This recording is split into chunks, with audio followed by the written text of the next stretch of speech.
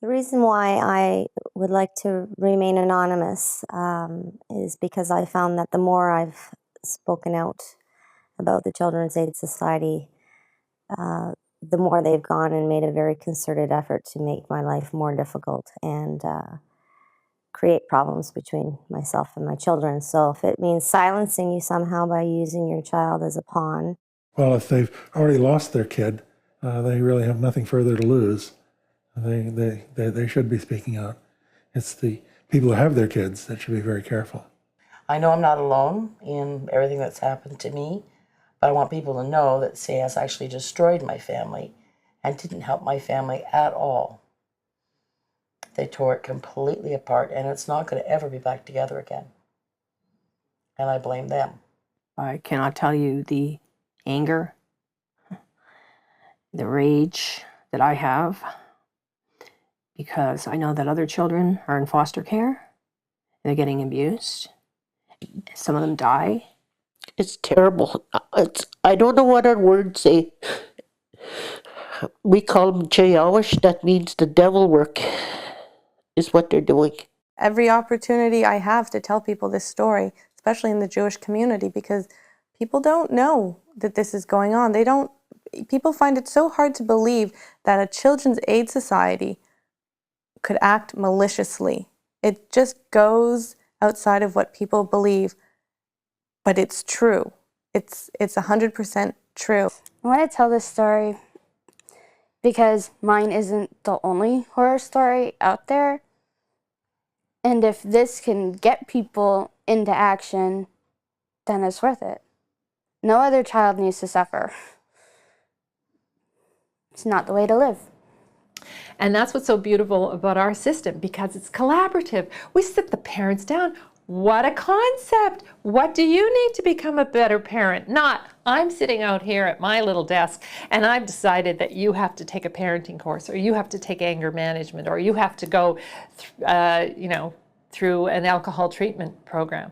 You know, I worked at various agencies in the city, and I saw families broken, just completely broken, families that had given up, families that no longer even visited their children because they were so discouraged with kind of hoops that they had to jump through in order to have access with their children. The mandates of Anishinaabe Legal Services is law reform, and one of the areas of law reform that we're dealing with is the child welfare issue.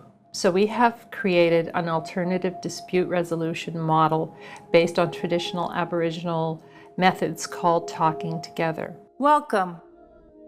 Before we start, we need to establish some rules.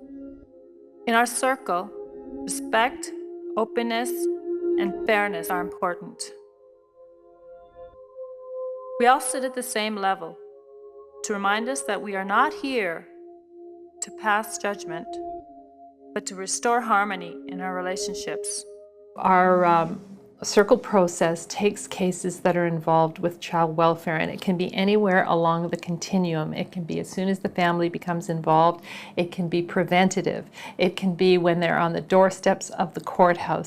And the idea is to bring all of the interested parties together in a circle to do some brainstorming about what the possible solutions are on a grander scale than just the immediate family. Like, we bring in community members, extended family, caregivers, people who can help with particular problems that have been identified, elders, clergy. It's a huge, the possibilities are endless, and it probably is the first time that all these people are in a room together. Where we're learning together as a team, doing this job that's really important. It's our future. A solution emerges, which is something that can help the children stay connected with their families, their communities, and their culture. The circle, I like to say, it's magic. And why not let this magic work for children? Because it's just so much more humane.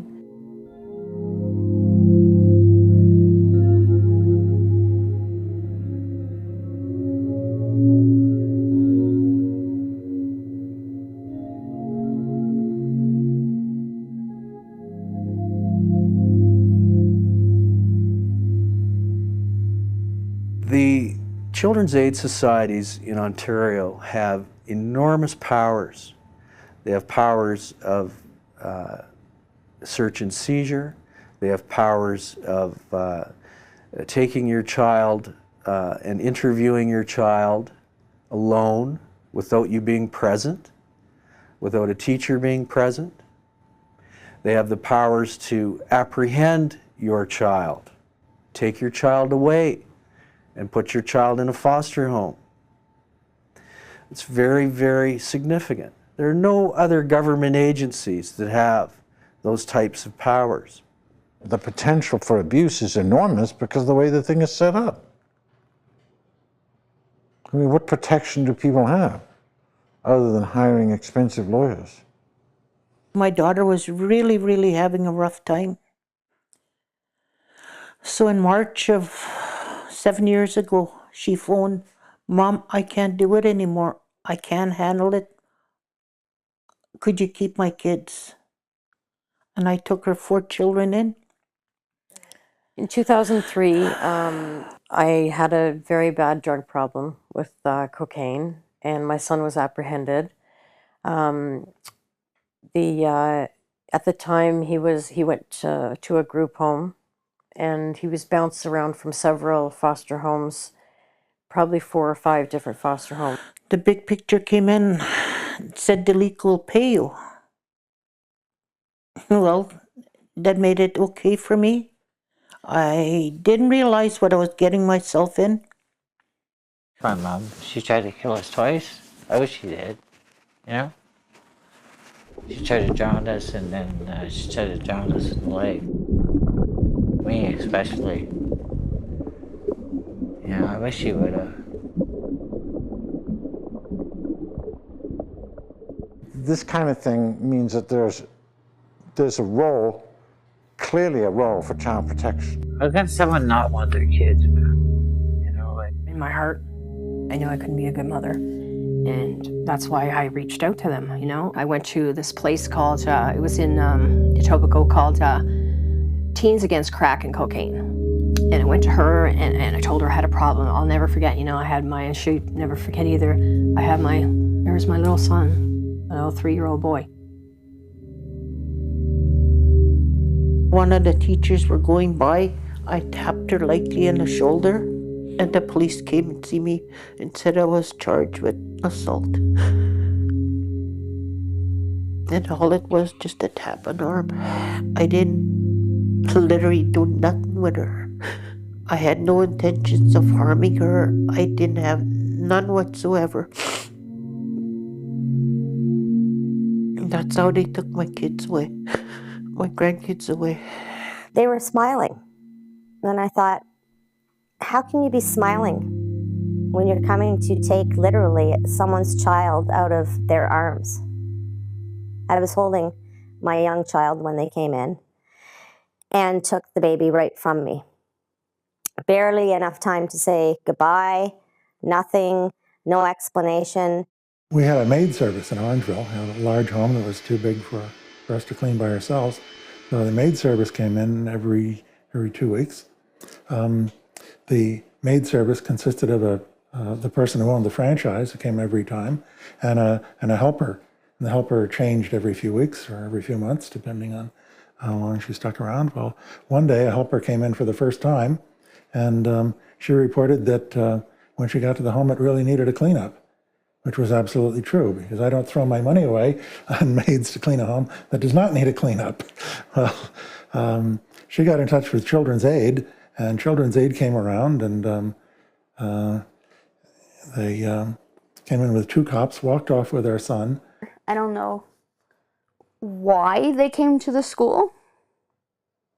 I don't know why I got sent down to the office.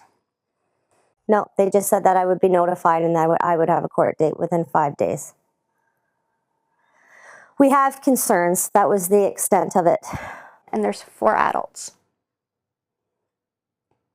asking me questions about my home life.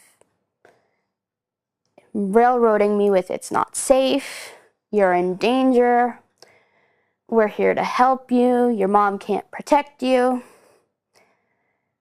So by the end of it, no matter how determined you are that it is safe, your mom is your mama bear, you come out thinking, well, no, it's not safe. There's 4 adults, 1 child. My mom, I said, well, I want my mom there. Well, we're not going to call her. So I was taken from my school into the CAS offices, and they placed me in a foster home that night.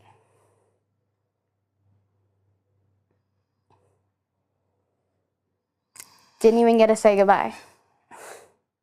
It was just, here, you're there, and now you're in. Like, you know, and I've had kids come to me and say, like this one boy with CP especially, he said, I've been kidnapped.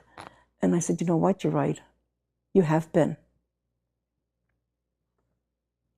We had Ava with us for about 5 months, and unbeknownst to us, after about the first month that Ava was at our house, the grandmother changed her mind and decided that she didn't want to put Ava up for adoption. And Children's Aid neglected to tell us that information for the next 4 months. They don't want you to know the truth. And I guess they're good at hiding it. And in our experience with Children's Aid, what we found is confidential is actually code for secret. We'd like to keep it a secret. It's not so much as it's confidential, it's we don't want you to know it, and we're going to keep it secret, you know. They always claim that the confidentiality rules are to benefit the child. Nothing of the sort is happening. Those confidentiality rules are there purely to protect the agency. In cases where it's to their advantage to discuss a case in public, they do, and they use real names. They decided that I had Munchausen by proxy. It's an illness where you harm people that you supposedly care about, and then when they get better, you're seen as the heroine. They said I was too involved with my children and their illnesses.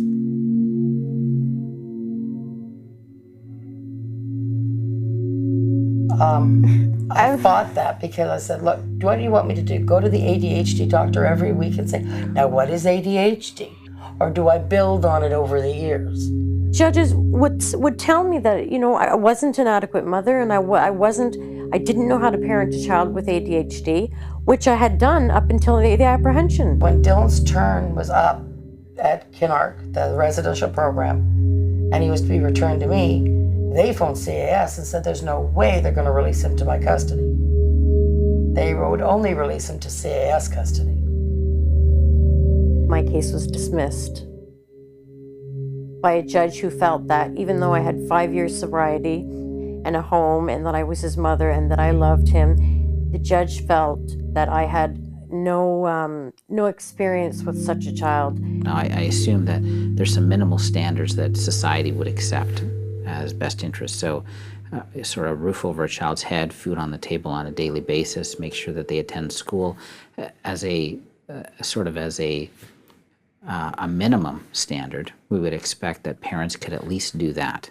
So I think when we're advocating on behalf of parents, it may seem trivial for us to determine, roof over the head, food on the table, but it's not. We take it for granted, or a lot of us take it for granted, that that's something that parents should be able to provide. But we shouldn't take it for granted, because for some people that is a daily battle. You know, there's so many kids up north that don't even have homes. There's tar paper shacks up there. They made me move from my rental apartment. I had a townhouse, it was rent controlled. And in order for Callie to come back from the first time she was in care, I couldn't live there, because that was the home where father lived with us and the abuse had happened, and they didn't want Callie stuck in the memories. So my rent went from very low to almost $1,000 a month that I'm on ODSP. So I had to take grocery money to pay the rent, because they would not return Callie to me if I lived in that unit. They primarily target the people who are least likely to defend themselves. Their favorite target, over half of all cases, is the single mother. Single mothers typically have no resources to fight back. They have just enough to pay their bills, nothing else, when their child is taken away. I think we live in a very complicated society where people who have financial resources are able to mask deficiencies in their parenting. Take a typical mother that has 2 children, or even 1 child, and they're on social assistance. Well, that typical person may get approximately $1,100 a month and possibly some child tax credit money, which may bring them up to $1,200 or $1,300 a month. And say someone makes a call, Children's Aid goes over, sees that there's not enough food in the house, sees that the house may be in disarray and probably not necessarily up to the standards of our average person. Well, we think that it's best, or that there might be a risk of harm to the child, so that child is removed. So the child is removed. Well, once that child is removed, that mother's source of income is removed, because then the welfare drops to a single person rate of $520 a month. Your child support, your child tax benefit, it's all gone. It goes to them. And now the mother isn't able to meet her minimum obligations to maintain the residence that she has or the food that she requires. It was that black and white. And then they had Callie returned to my care on the 2nd of the month. If anybody knows about ODSP, you get paid the last day of the month. So I couldn't get Callie on my budget till the end of the next month. And they would not offer any assistance whatsoever in helping me feed her. You either get it together and she comes home, or she doesn't. Some people have a belief that, well, if the Children's Aid Society will help. And in theory, it should. When your child isn't in their care, they don't care. Never once, and I probably don't do it today with other people, did they say, can we help you? Do you need help? Never, never, never did they. My grandkids were suffering big time. They're having to deal with the loss of mom, the loss of a dad, loss of their home, loss of the baby, and my granddaughter was being sexually abused. Nothing was taken care of. I tried really hard the first year to try and seek help for these kids. You know, they barely even care for anybody's kids, even kids they take. They don't care. It's so blatantly obvious. And then the public and out there in society, most people don't care until it happens to them. And it can happen to anyone, right? And we all have a stake in this because, I mean, as a society, we're as strong as our weakest link, really. I would assume that an average foster parent gets $30 per day per child, which means that they would get approximately $900 a month for a child. Well, why not pay the poor mother that money so she can get the money and can get the food and whatever is missing? I am his mother. That's what makes me greater than anybody. I gave birth to him. I love him unconditionally. I am never going to give him back. I will give him unconditional love and guidance and help him mature and grow. He can't have those things in a group home. He's looked after by a staff. He can't have someone give him a hug and say, I love you. You've done a great job at school today, because they don't love him. So we have, in essence, where our society is willing to pay someone that's not a parent to a child more than they are willing to give to a parent of a child. And I mean, I personally have a bit of an issue with that because it doesn't seem to make sense. I think society, if we want to help people, we should be focusing on helping them and using the resources to help them. Daniel had very complex, multiple neurological issues, and it was hard to find a program that worked for him. We had no problem with him at home. Of course, he'd have like temper tantrums, but we didn't have a problem with him at home. Like, we knew what worked. And what happened with these foster parents and the agency was the agency didn't want to deal with it. They introduced Ava to us as mommy and daddy. They said, "Here, this is it." If these parents get emotional and passionate, it's their child. They're supposed to be like that. The agency is supposed to remain professional, and they didn't. They became malicious, and in a horrifyingly traumatic event, they just ripped this child out of his foster home. I spent 4 years working with Daniel as his respite worker. Daniel bonded with his foster family. It is a loving home, and he made amazing progress. This warm, happy, loving, secure environment was utterly destroyed when Jewish Family and Child Service went in and seized him. I feel his seizure is entirely unethical, and subsequently I felt morally obligated to quit my job at Jewish Family and Child Service.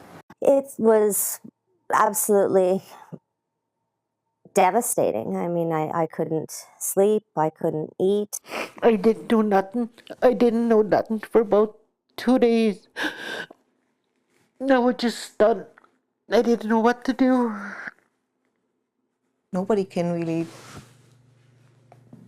understand what it feels like to have your children taken away until you have your children taken away, I would think. And then they say, oh, she was angry and had an anger management problem, right? And wow, you would say, I congratulate this mother for the ability to restrain herself, because having your children taken away must be one of the most horrible situations that anybody ever incurs, much worse than physical illness or something like that. You're not allowed to see the child, and you don't know how that child's doing. All communication is cut off. You've got to hire a lawyer to see your child.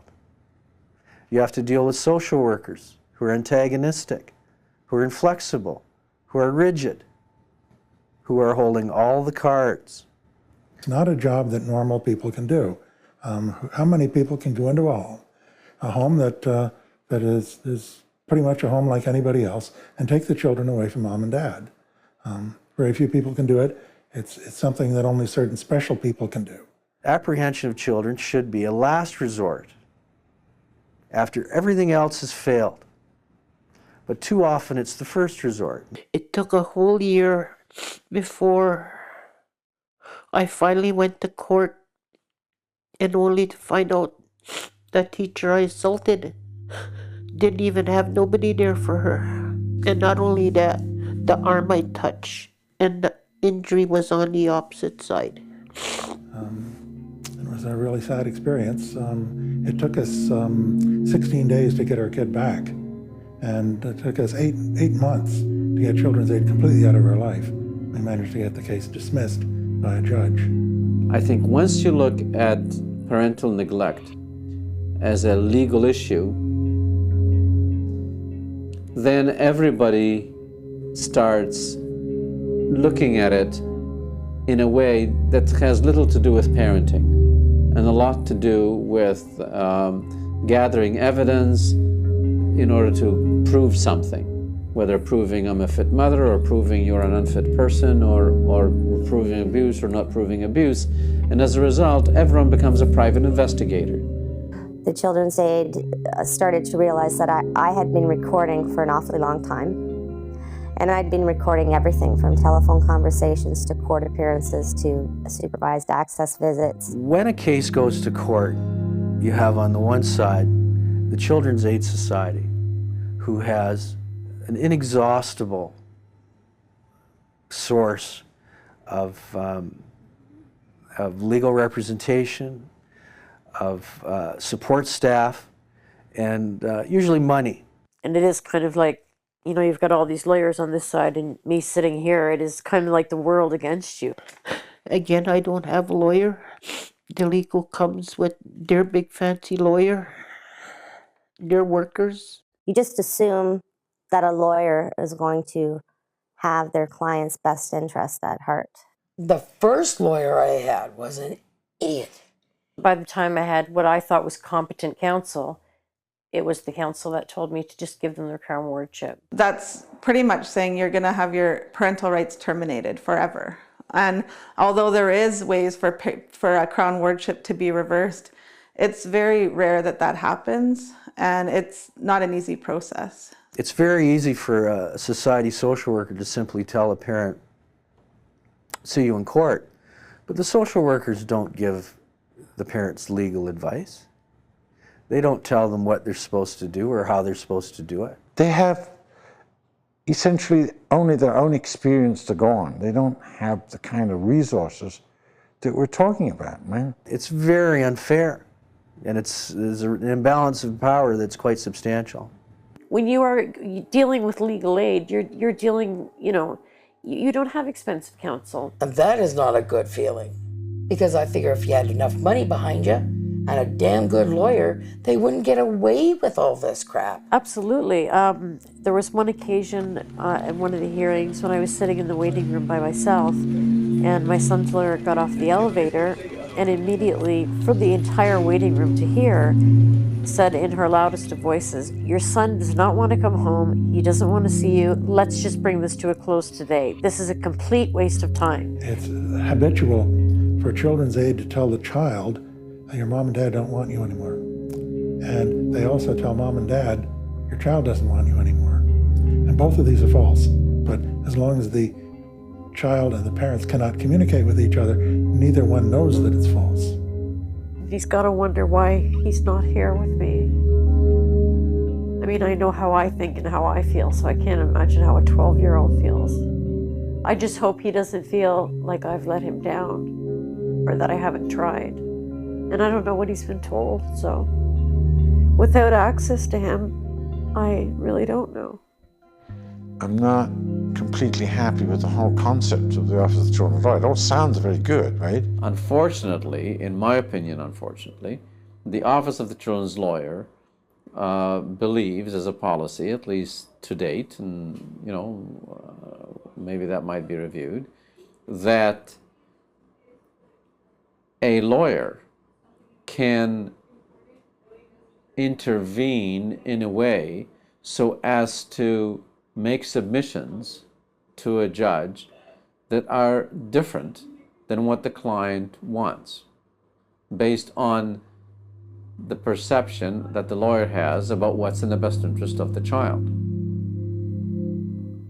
In my humble opinion, that is misguided, because the judge is there to decide what's in the best interest of the child. We have been trying to use the court system to deal with the best interests of children, and it hasn't been working. It has been causing all kinds of disconnect, all kinds of grief, people losing their families, children losing that connection to their parents and their extended families. Because best interest of the child is subject to all kinds of interpretation. It's often used to deprive children of their fundamental rights. 5 stinking years, all those attachments were broken.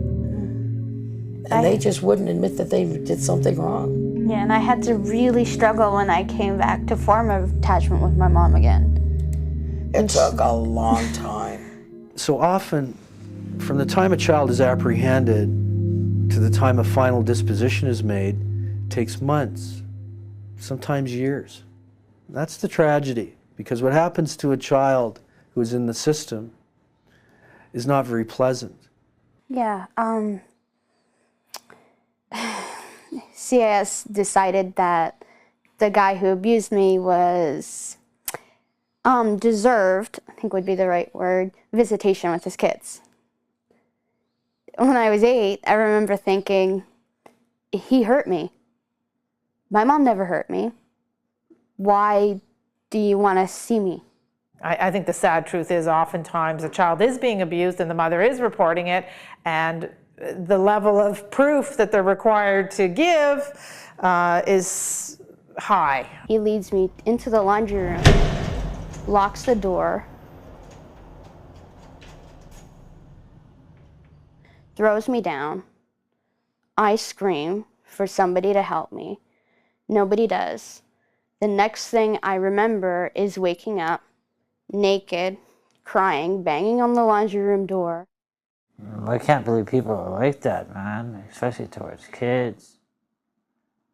You know, I couldn't fathom doing it to my kids. It's like, fuck, I'd rather be dead. It took me a couple weeks to tell my mom what happened.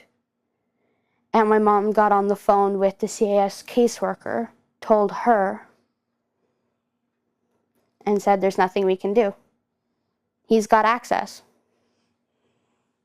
So what? You didn't protect me. You're supposed to. And then what did I do? Mom took me to the cops. Yes. And took me to the cops, went up to the front desk, told them what happened. We were waiting for less than 15 minutes before the head of sex crimes against children came down. She interviewed me, came back, told my mom there's no doubt. He did what he did. He did what he did, and we've put him in the sex offender registry. And she turned to me and she gave me these bead things and said, whenever you remember what happened,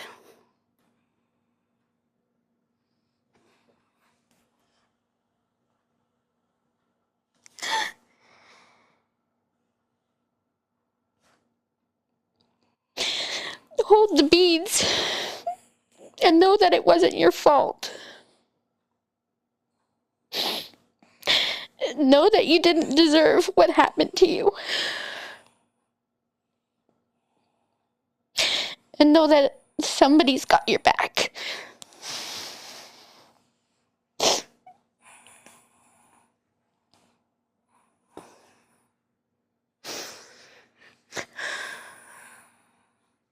I have people say, well, don't people sometimes invent being abused?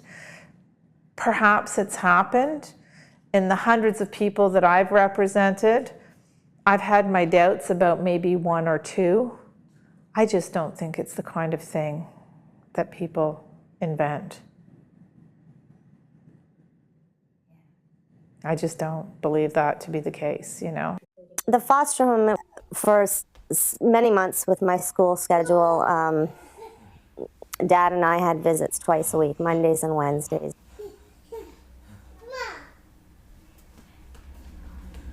The one Monday, we got a call saying the visit was canceled because the little one had a cold. And we thought, that's fine, kids get colds, right? So we go on Wednesday, and I said, oh, sweets, I missed you on Monday, you were sick. And baby said, I know sick. And an hour later, Dad's rolling around on the floor playing with baby. There's 8 visible bruises on his back, between his neck to his waist, side to side.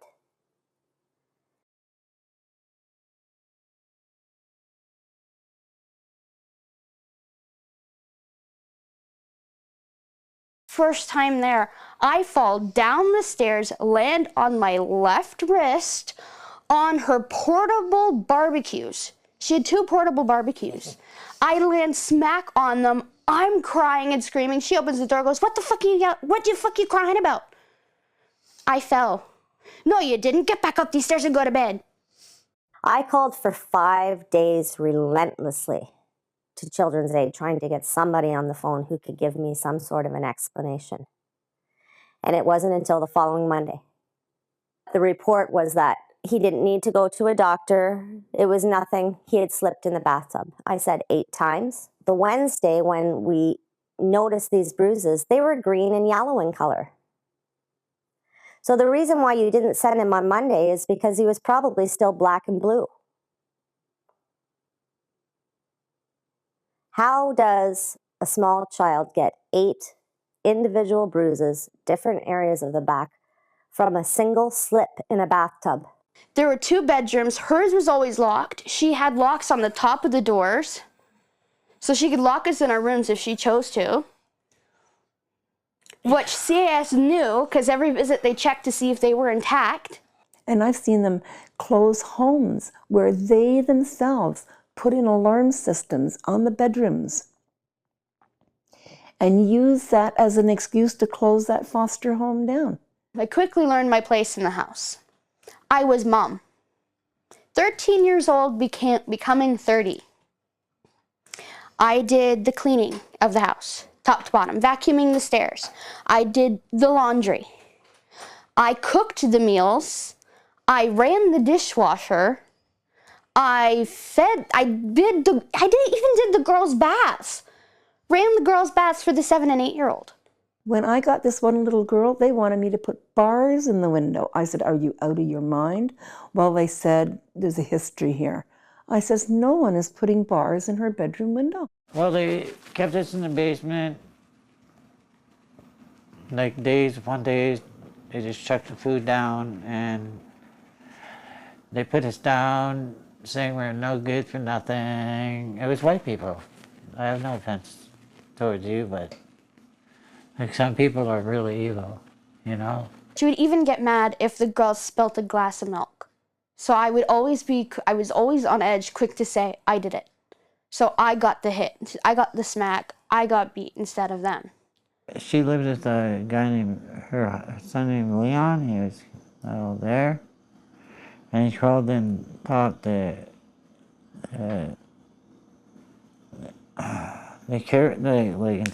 he crawled inside the bed with us, or with me, I mean. And then he started fooling around with me, and he said it was okay for me to suck his pecker, you know? And he did that night after night, night after night, night after night, you know? And he goes, don't tell anybody or I'll kill you, or I'll kill your sister, eh, my twin sister. I tried and I could not physically raise my arms above my head because of all the bruises and markings I had on my back. I couldn't do it. And then we went to this place called the Charlies. Fuck, the shit that happened there, man. You know what, I can't talk about that part, what happened there. It was just back there. I'll tell you one thing, man, like, they stripped us naked and they made us hold our hands up in the air for 6 hours while they made fun of us. Then they tried to make me and my sister have sex. Abusers, especially sexual predators, tend to identify the most vulnerable, the most damaged children and choose them as targets. My worker comes by, talks to me, then goes down to talk to her. And she's crying and saying, I don't know why she's saying all this stuff. I don't know why she's against me. Crying and putting up the, what does my worker say? I know, it's a shame. It's a shame she sees you like that. What? My worker siding with her. I've got marks on my back. I have marks on my arms and my legs. But it's my fault? Okay. They didn't care, and then when I was 14, I told them everything. They didn't care. Sure, they did an investigation, you know, but people denied it and they closed it. I was so depressed that night. I decided I was going to end my life. You know, today I've always had a problem with suicide, and it's always there, you know. We called the local police force. I explained the situation, where we were, that it was a supervised access visit, that the child was in care. I would certainly expect that our police today respond with much more vigor and enthusiasm than they used to. They said, we're sorry, we can't help you. If you have child protection concerns, you have to call Family and Children's Services. I said, are you hearing what I'm saying to you? Powerless. They're as powerless as a parent is. Well, they lied to the child. His social worker told him he wouldn't go into a group home. She told him they'd never put him into a group home. He's in a group home. So guess what? I turn this home, it's like daycare. I turn this home and I have 9 kids living here. I fly under that radar. It's privately, so you imagine, I can only imagine, what money is involved in running a home with nine teenagers, or 9 children, I shouldn't say teenagers, nine children. We are making money at the organization. When we lose a client, because we've lost this client several times in the last year, we don't get as much money coming in if he's in jail, if he gets moved to another care home. And because it's a new home, we may not get another client right away. It comes down to money. So less incident reports mean less going to the worker, less, Once they get into the foster care system, and particularly in the group home settings, of being sent off to psychiatrists who diagnose a variety of exotic disorders and put these children, some as young as 6 years old, on a cocktail of very strong drugs, some of which are described as neuroleptics, which were originally defined as lobotomy in a bottle, and have not been authorized for use in individuals under 18. And yet, in some of the group homes that I had access to, I found that almost every single child was on a neuroleptic as well as other drugs. Again, these are controls, and it's more about making these kids docile and instead of making them functional members of society. So the whole situation is just shameful. It's dangerous. It's ongoing because there's a lot of profit in it. And it's all done under children's mental health, which I've come to believe is just a sham and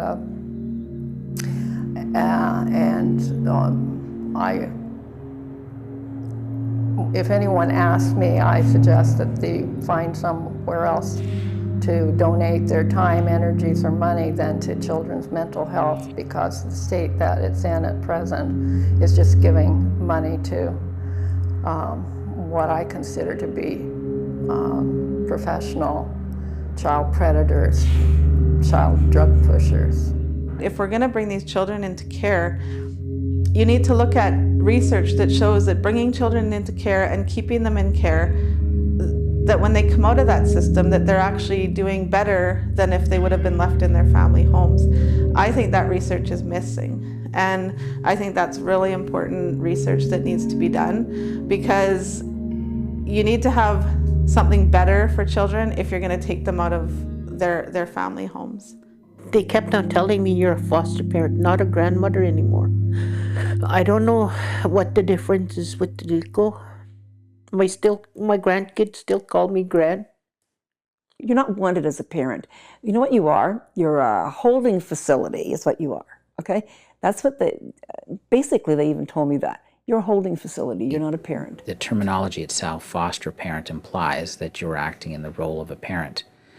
And I would assume that because you're acting in the role of a parent, that you're there to show that this child, that you're committed to them, that you love them, that someone loves them, and that someone cares about them. And I think that goes a lot further than telling them, or at least not showing them, that commitment or that love or that affection. If that's an environment that they came from, then what would be the purpose of putting them back in the same environment? Whatever they told me to do, I did. Take a parenting course, sure, no problem. Do this, no problem. Take this, talk to this person, do this assessment, do that. And they just never to let you go home. Every time I thought I was a little bit closer to the society being a little bit fair, something would happen, or they would make a promise to me and take it away. That's how it normally went. No direct communication. Everything changed all the time. You couldn't put a sure foot down anywhere because they changed the rules. They changed what they wanted. And I was just trying to do everything I could to do what they wanted so they could get my kids back. For the first 3 years, it was a struggle. I was called on so many times by other people and reported by other people that I was mistreating the kids just by raising my voice. I am a loud person. I don't have a soft voice. There are all kinds of circumstances where parents can be said to be abusive. That doesn't mean that they're abusive all the time. There's all kinds of parents who, in spite of living in very chaotic households with very little money, are remarkable in what they do for their children. And to me, should be given a medal for raising 3 kids, a lot of times on their own, with very little financial and emotional resources. Instead of applauding the 360 days where they did well, we kind of start blaming them for having done something on that 2 or 3 other days where, for whatever reason, they fell below the standard in terms of their parenting. If I made one mistake of anything, you know, the leak was down on my back, steady. I have the worker on the phone yelling at me. If you ever cry in front of any one of your children again, you will have supervised access in this building exclusively. Is that crystal clear? I'm going, I'm not allowed to cry. I'm not allowed to do this. I'm not allowed to... It was just always like that. Here's your ultimatum. You do what we say, or there's hell to pay, or you're not going to get this, or you're not going to get that. Yeah. Always, always, always, always. They are very boastful of the power they have to destroy families. I had one woman told me she was in a meeting with a social worker, and the social worker boasted, "We have as much power as God." And I'm afraid to say it was not much of an exaggeration. In child welfare, you actually have more power than the police, because you can actually take people's children from them, and that's like pretty much the ultimate power that people have. Well, there's no doubt. I mean, there's an imbalance of power from the word go. I mean, you know, the Children's Aid Society has an enormous power under the legislation. Some people get high doing this. No one wants to see kids suffer. No one wants to see kids hurt. Or no one wants certainly to see kids dying. But in the process, though, we can be subjecting a lot of other children to systemic abuse and bureaucratic abuse as a result in the name of helping them. People have power and they have a mandate, and they misuse it, or either because they want to, but mostly I think it's ineptness. And they look at the, you know, a kind of a risk assessment model, and they try to figure out what the level of risk is by looking at different behaviors and doing a check mark, and instead of sort of opening their eyes and understanding what's going on and put it in the context of this family and exercise some good old-fashioned professionalism. There's a tendency on the part of the society to try to win the case. And by winning the case, I mean to try to justify its position. Not necessarily shine a light on what's fair or just or reasonable, but to try to win their case. Well, it's a pretty cynical theory. I don't think that winning is the objective. I think that that's grossly unfair to the Children's Aid Society. Now, I know that's a strong statement to make, but I've seen it too many times where social workers have suppressed evidence that we find out later on by reviewing their notes, or they failed to interview an important witness, or they've interviewed the child, changed what the child has said, left things out that the child has said that might help to exonerate the parents. These are very serious allegations, but they're done, and you've got to test them. So from a very early stage, you want to cross-examine the social worker. I mean, I've seen it myself. A worker, you know, or an affidavit being questioned, they've been caught lying in court. If an average citizen did that, there would be serious consequences for perjuring themselves. There's none. It's almost as if they're allowed. Oh, well, they made a mistake. It gets, you know, it gets fluffed off like it's nothing. Well, no, it's not nothing. Cross-examination to a social worker is like garlic to a vampire. They hate it. They do not want to be cross-examined because they can't hide behind what they've put in their affidavit. You can't just say, you know, these people lie and these people take the children away, and this is when they're called baby abductors and all of this. It's really not, it's not. Baby snatching? Well, yeah. they have to pick up a certain number of babies to justify their existence, or children, I should say. They don't all have to be babies. When they need someone, when they need more kids, they will target some people and find a reason for taking away the kids. At least find reasons that that they can put down in documents as the reason for taking them. Those things that they write down in court papers are very rarely the real reason for taking the kids. The real reason is budgetary. If they have a certain budget for child protection, they have to have enough children to justify that budget. The staff members never bear any of the consequences of what they inflict on the children and the family. They never bear any consequences, and it's a travesty, and that's why they continue to conduct themselves the way they do. One thing to control that would be to eliminate the legal immunity for social workers. And we need registered social workers only. The frontline staff are largely not registered with the college. Anyone who represents themselves as a social worker in the province of Ontario or a social service worker has to be registered with the college. And if they're not doing that, if that doesn't happen, they are outside of the act. In other words, they're conducting themselves against the law. The college had either taken cautionary or disciplinary action on a total of 8% of the complaints that it received in the prior 4-year period. So once I realized that they didn't seem to actually be that active, we just left it. I don't think anybody that's not qualified and is not going to be ethical and moral in all of their practice should be at all dealing with a family on the forefront. It's not appropriate. And in my opinion, it's downright criminal. I've seen social workers, and I got to tell you which town or where it was, actually sitting at her kitchen table crying,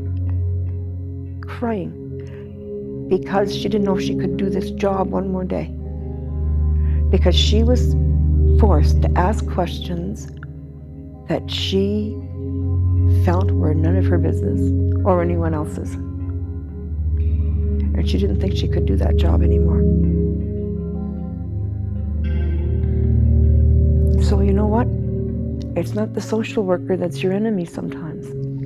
It's the system that exists that puts in policies and procedures that are unacceptable to humans. And the problem with the culture is that the society is often, if not always, more concerned with how it's going to look than it is with doing right by the family. That's an abuse of power. They get all this money from the government from donations, and they're using it to protect themselves, not the children. Also, what's going on is this hearing, and as far as I understand it, it's just being dragged out and dragged out and dragged out and dragged out to bankrupt the family. The province spends tens of millions of dollars every year on legal fees to deal with issues that if we had better social services could improve immensely. So when I see something in the newspaper along the lines that the society is running out of money, it's a bit galling for me to see that when I know that the society devotes an enormous amount of money and resources to litigating these cases instead of helping parents at the outset. And reduce the number of cases that actually go to court. And use the money, instead of paying lawyers like me to go fight, use the money to help the family.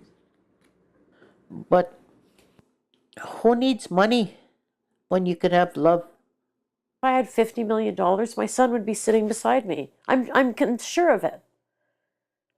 Absolutely sure of it. They see the money can be the root of all evil. Mm-hmm. Right now, agencies are funded by how many children they have in care. And if the number of children decrease, they get less funding. And that is the chief motive for the agencies to go out and take more children build more facilities to care for the children and to house the social workers that are necessary to keep the operation going. Right? Even though they may be doing an excellent job at reducing the number of kids in care, so they get dinged, they don't get the funding, and then they're less able to do that prevention work, that family reunification work. I don't want to give anyone the impression that I don't subscribe to the cynical view that somehow agencies are sitting down are perpetuating having high volume of cases so they can have more money coming in and more workers being employed. I don't think that happens. With the example in Windsor is there's a very clear, I think, in my opinion, a very clear example of empire building. You know, you can't stop if your budget is geared by the number of children that you look after. When we've got a tripling of the budget from 1999, I believe it was, to 2004, the budget went from something like $16 million to $45 million or $42 million in our local area. You have a tripling of the budget, a huge number of new children taken into care, and then a brand new building put up. I have to ask myself, whose best interest is this agency working in? It's absolutely a nightmare for families to have a funding formula in which the agencies have an incentive to take children away from parents. The incentive should be the reverse of that. They should get a bonus when they send a kid back to mom and dad. Thunder Bay is benefiting big time with our kids in care. I don't know how many mortgages they're paying. This baby snatching system became a big business only in the last couple of decades. Well, I think the disconnect is in the history. The residential school, well, we all know now, it's out there, you know, that this was a disastrous failure and people are still trying to recover from it. Children were taken at ages 4, 5, and 6 from their parents, and they were institutionalized, and they were cared for by caretakers, by, you know, church people, by clergy, by, you know, all of those people. And for the most part, they weren't given that love. And that's what we see right now, right? So people turning to addictions, you know, not being able to parent and not being able to give that love back again. I'm not a residential school survivor, but I lived with one that was, and he was an ugly, ugly man. He was very abusive, both physical, mental, emotional, you name it. I got it from him.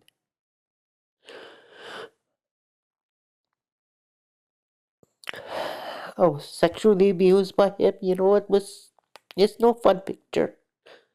And where did he get that from? He got it from the boarding school. So then you see the cycle happening and continuing, right? So then those children become parents, and their children are taken from them. You know, so it's a vicious cycle. The statistics are that there are more children in care now than there were registered in all of the the whole history of the residential schools. So the government, right, has these children, and these are wards of the government, and just the same as these children were wards of the residential school system. And many of these children are in non-Aboriginal homes.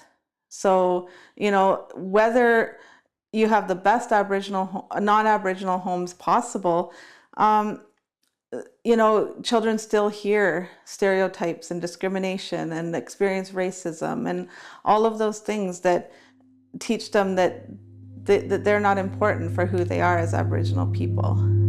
Except the way our Native people live. We don't have fancy houses where kids have individual rooms.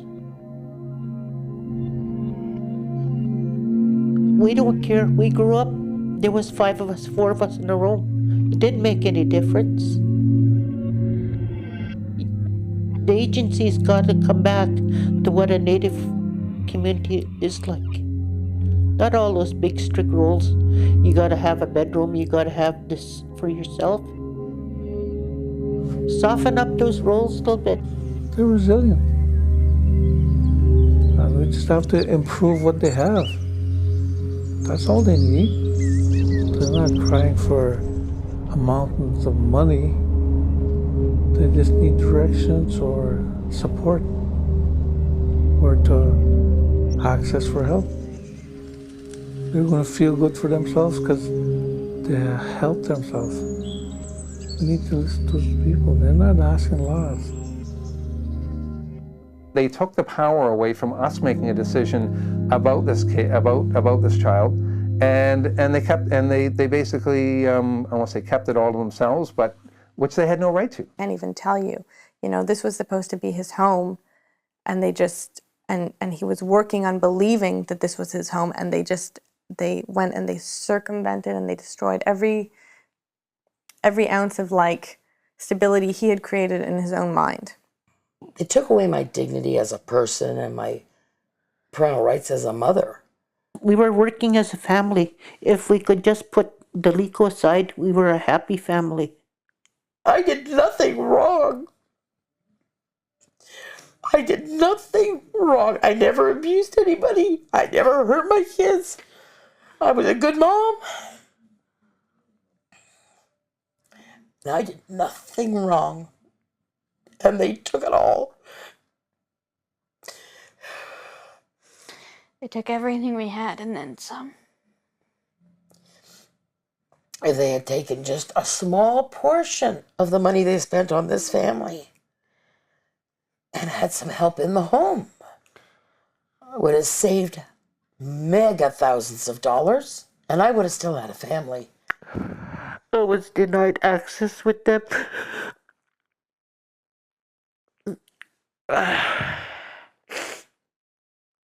And once I did get access, it was supervised for a long time.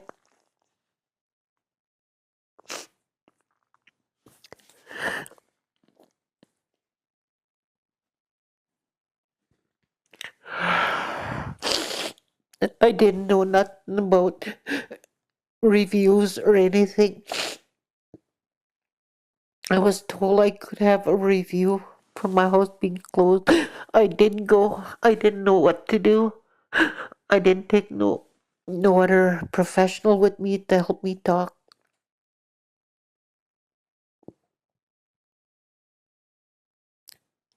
So Delico won that one because all Dolores Moulton bought all her case notes.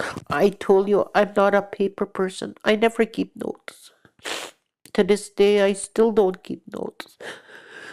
I mean, we're protecting children, but if we're not protecting them within the concept of the greater community and the fact that everyone wants to work together to keep families strong, then we're just tearing the fabric apart. And it's amazing that people can't see that. That Lena can't have her grandchildren because of some silly little situation that occurred. I mean, it's heartbreaking, and you see the grief of people. This whole having children torn from your A family, A immediate family, B extended family, C community. Everybody suffers from that. Everybody suffers. And what makes an adoptive parent, what kind of criteria do they have? What makes them any more experienced to look after my child than I am? Are they asked if they've taken any of these courses? Are they experienced with children with ADHD? None of us knows that.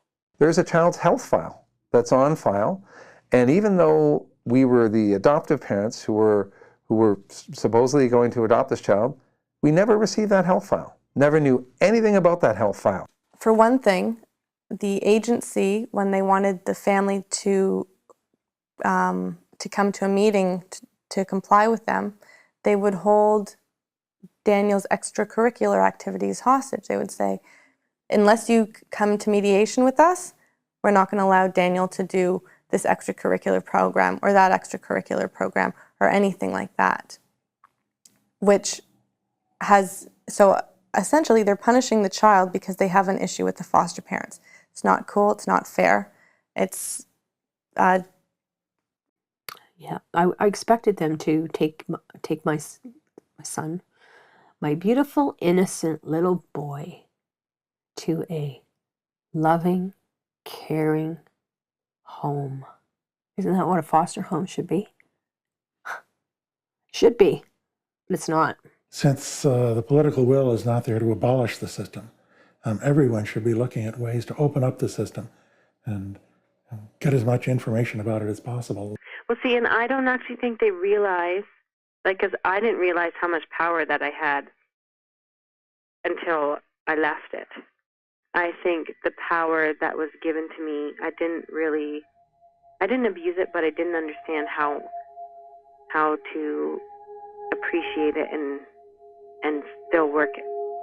The responsibility you have, like, it's insane. It's totally crazy how you're caring for these lives and their emotional development. And I think they forget that, yes, the children are the victims and the children are your clients. I think because there's just so many, processes that you have to do, you forget to use your brain, use your own common sense, because you have to make sure all your T's are crossed and whatever, you got to cover your butt. It wasn't a positive team to be a part of, and then I was actually taken advantage of. My experience at North Branch, like, I'm still extremely hurt by it because I know that I was abused. They just wanted me to do whatever they told them to do and not question.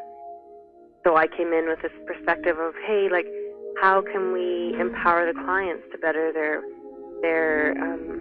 situations? And the supervisor of the team said point blank, we cannot empower clients. That it was impossible. They hated me because I always asked those questions. I really wanted to help people and make a difference. What this province has in place right now to deal with that is not going to get the job done, and they're failing miserably at it.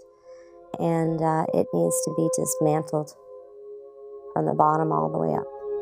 And I think the only way to do that is to bring the ombudsman in. They need oversight. We need a full public inquiry into child protection in this province. Ontario is the only province in Canada that where the ombudsman cannot investigate problems that exist in those institutions. My question is, why? The Minister of Children and Youth Services. Thank you very much, and I'm pleased to talk about the independent CAS oversight, because we support that, because we already have that, Speaker. Child Welfare Services already have a number of mandated independent oversights, including family court oversight of all child protection matters before the court, the Child and Family Services Review Board, the Ombudsman, who has oversight of the Child and Family Services Review Board, the Auditor General, and the Office of the Chief Coroner and the Pediatric Death Review, which again provides independent, unbiased reports regarding... Stop the clock for a second. Laura Broughton said in response to my question that there is oversight. And in fact, she mentioned that we've got the Child and Family Services Review Board that does this oversight. But we know recently the Supreme Court has ruled that this body does not have the power to hear Children's Aid Society's complaints that are before the courts. When you ask somebody from the Chamber of Commerce, would you speak up about this? They say, that's not my job. If you ask somebody who works for the newspaper, they'll say, well, you know, it's a confidentiality thing. No, that's not my job. If you ask people that are particularly familiar with a case, or it's their child, or it's somebody in the community, they don't want to speak up. The people who are the social workers, they don't want to speak up. And when you take any kind of concern to the Ministry of Child and Youth Services, they don't want to speak up. I don't know, going to your Liberal MPP, what's that going to get you? I really don't. We need to be able to go somewhere and feel that when we state our case, somebody will hear. And we need to validate the pain that people are experiencing. And we don't validate that pain by saying, we're taking care of things, we have systems in place, because we don't. And so it would almost make you feel that somehow Laura Broughton knows that this is the case. And she continues to insist, to my questioning, that there is oversight. It's almost, you want to think that she is deliberately not telling the truth. Deliberately not telling the truth. And I don't understand why she would be doing that. So tell government, when are you going to wait for another boarding school before all these kids come of age and start having lawsuits with them? Is that what they're waiting for? The way I would do it if I were Premier is to say, I want the Ombudsman to go in. And I want him to bring back his recommendations because I want to solve the problem. That's what you could do. And until you do that, of course you're going to be afraid of having the Ombudsman go into a hospital, reveal individual and or systemic problems, because then you're going to look bad. Be bold. Be a leader from time to time, for God's sake. Do something. And that's top of mind right now because the bill was just voted down last week as we're speaking in May of 2011. It was just turned down last week. All those opposed to the motion will please rise and remain standing until recorded by the clerk. Mr. Phillips. Mr. Phillips. Mr. Ruprecht. Mr. Ruprecht. Mr. Quinter. Mr. Quinter. Ms. Best. Ms. Best. Mr. Sergio. Mr. Sergio. Ms. Broughton. Ms. Broughton. Mr. Souza. Mr. Souza. Mr. Arthurs. Mr. Arthurs. Mr. Berardinetti. Mr. Berardinetti. Ms. Sandals. Ms. Sandals. Mr. Rinaldi. Mr. Rinaldi. Mr. Ramal. Mr. Ramal. Mr. Quadri. Mr. Quadri. Mr. Couillard. Mr. Couillard. Mr. Flynn. Mr. Flynn. Mr. Dillon. Mr. Dillon. Mr. Balkison. Mr. Balkison. Ms. Albanese. Ms. Albanese. Mr. Moridi. Mr. Moridi. Ms. Mangas. Ms. Mangas. Ms. Jassic. Ms. Jassic. Ms. Pendergast. Ms. Pendergast. The Liberals voted against it, and the Conservatives and NDP voted for it. It was an NDP private members bill put forward. The ayes are 10, the nays are 22. The ayes being 10, the nays being 22, I declare the motion lost. All matters relating to private members' public business having been completed, do now call orders of the day. Minister without portfolio. Mr. Speaker, I move adjournment of the House.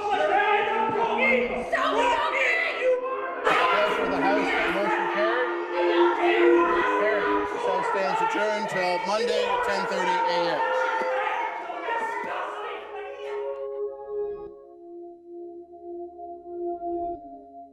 Get out and vote. Do your job. Your silence is your consent. And in my book, then we're just as guilty as the perpetrators. If we say nothing, then we can't complain about it. They're going to fall hard one of these days. You know, karma, what you do to others is going to come back to them. I really strongly believe that. Our kids are going to be free soon.